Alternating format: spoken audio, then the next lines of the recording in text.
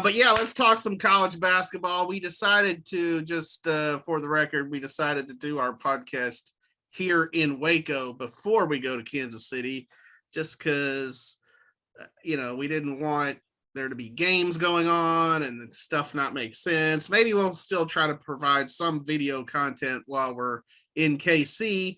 But speaking of the Big 12 tournament, John, the Baylor men will open up Thursday morning. About the time we normally do our podcast against Iowa State. So the Bears lost both games to the Cyclones in the regular season by 15 points, including 73-58 on Senior Day last weekend here at the Farrell Center. So what do the Bears need to do to beat the Cyclones? And, what do you put their odds at of winning the tournament? Yeah, that Saturday game was pretty baffling. I thought they'd come out playing really well, playing at home, kind of solidify a number 2 seed in the NCAA tournament. They couldn't have played much worse. I mean, they were bad from the start. They couldn't hit shots. They didn't defend very well. Iowa State had a huge advantage in the paint. But then again, it's hard to beat a team 3 times during a season. Coach Drew will get some things figured out. But, man, I've got to hand it to Iowa State.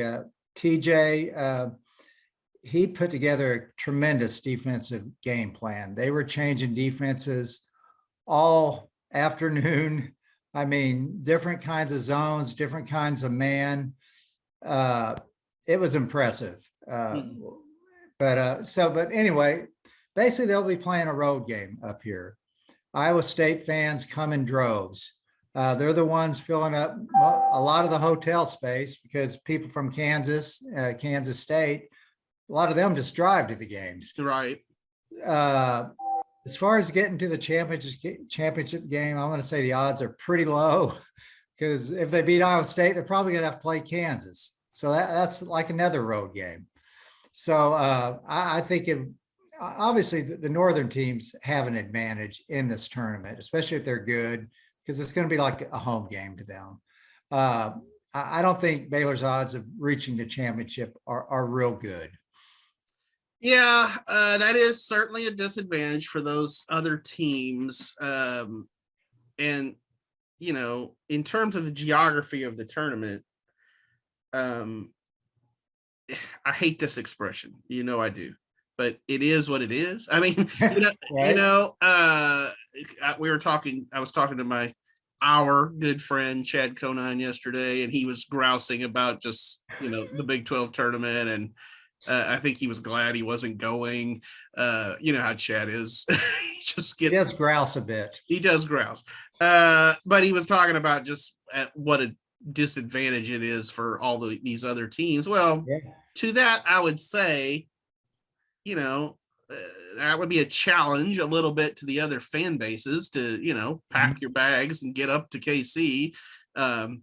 Even though it's closer for Kansas and Iowa State, it's not, a terrible trip for anyone else. And personally, I love the way KC rolls out the red carpet for the Big 12 tournament. They really care about hosting it. It goes back to the Big 8 days when they hosted that tournament. But it really is only going to make even more sense in the new Big 12 because we're adding more teams from all over the country. So you kind of need a location that's smack dab in the middle of the country like KC is. So I can't really see it changing. But yes, it is certainly an advantage for the team that brings the most fans. So yeah,